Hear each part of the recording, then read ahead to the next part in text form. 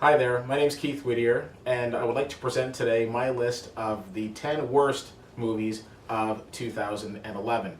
Now, a few years ago, Chris Rock hosted the Oscars and he made a comment. He said that the reason that there are a lot of bad movies in Hollywood is that we rush, or that Hollywood rushes to the cinema and they put out bad films very quickly. That could be true for a lot of the movies that are going to be on this list right now.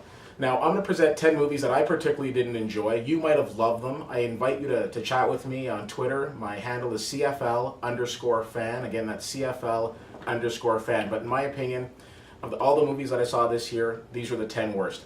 I'll start with New Year's Eve, a movie that recently came out.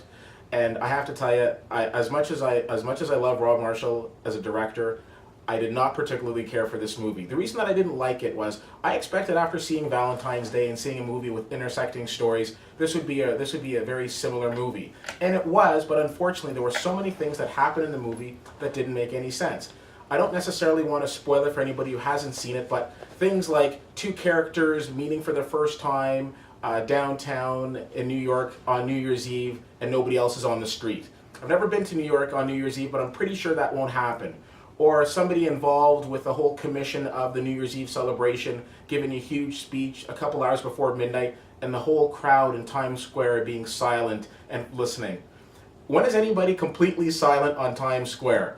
So I thought it was a really silly movie. It's number 10 on my list. I don't think it was the worst movie of the year by any nature, and I think if you went to see it, you'd probably enjoy it. Just turn off your brain cells when you go. The next movie that I'm going to point out is a movie that came out around the springtime called Jumping the Broom. This is a movie where a couple is about to get married. She's upper class, he's more blue collar, and they get together and their families are meeting for the first time. The cast in this movie was really strong, but the script wasn't. There were so many things about this movie that I particularly didn't like. For instance, the bride realizes something extremely huge and extremely powerful about her past on her wedding day, but still manages to get through it.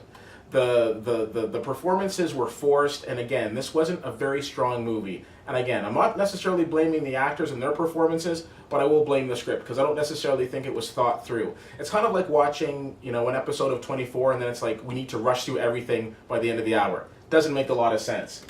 The next movie on my list, I know I'm going to take a lot of flack for this one, and that's fine, CFL_fan on Twitter. Hangover Part 2. If you've seen The Hangover Part 1, chances are you've seen The Hangover Part 2 because it's the exact same movie. The only thing that's different is the location. Instead of it being set in Vegas, it was set in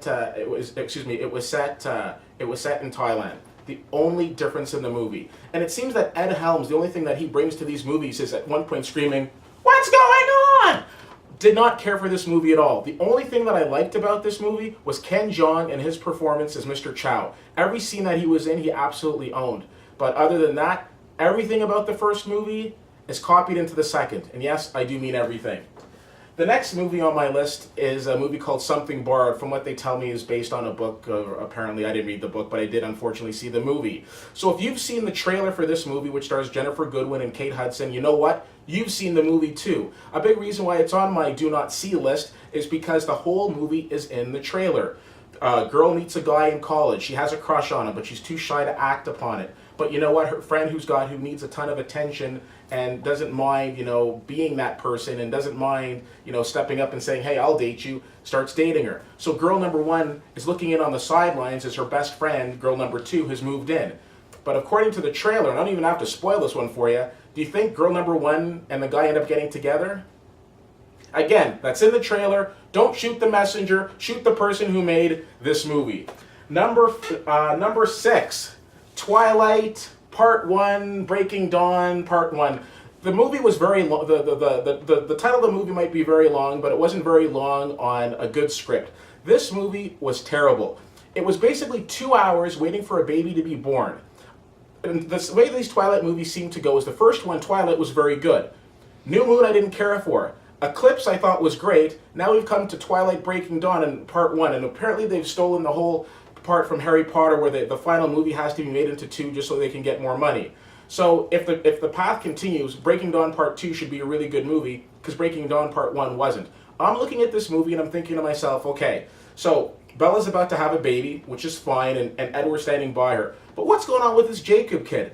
All I keep hearing about is how handsome Jacob is, and he's a good-looking young kid. Why isn't he getting with Ashley Greene's character? Why isn't he going off and being a cool werewolf and meeting somebody else instead of pining for somebody who told him in part 2, it's not you, it's always been Edward? Come on, this movie was crap. I know I'm not 15 years old, but I have to tell you, for anybody with half a brain, stay away from this movie as this franchise continues to go downhill. Number 5, J. Edgar. I gotta tell you, I love Leonardo DiCaprio. I think he's an absolutely phenomenal actor. I think he's long overdue for an Oscar. I think Clint Eastwood is a great director. I think he's done a lot of great work, especially with his acting career, but in his directing career as well. So I thought when the two of them came together, we would have a really good movie. Not so much. Maybe it's because I don't necessarily find J. Edgar to be the most fascinating character out there, but this is one of those movies that's been hyped up and all this award talk, and when it finally came to watching the movie, I have to tell you, wasn't very impressed with it. There was nothing about this movie that stood out that I thought to myself, people need to see this movie. It was just basically a biography of this character who, in my opinion, as portrayed on screen, wasn't very exciting. So again, great actor, great director, putting the two of them together doesn't necessarily mean we're going to have a great film. Number 4 is a movie that I was probably one of the few people that actually had a chance to see, and it's called Killer Elite. It stars Robert De Niro and Jason Statham. I love the fact that Robert De Niro will take on any type of role. He can do drama, he can do comedy, he can do action.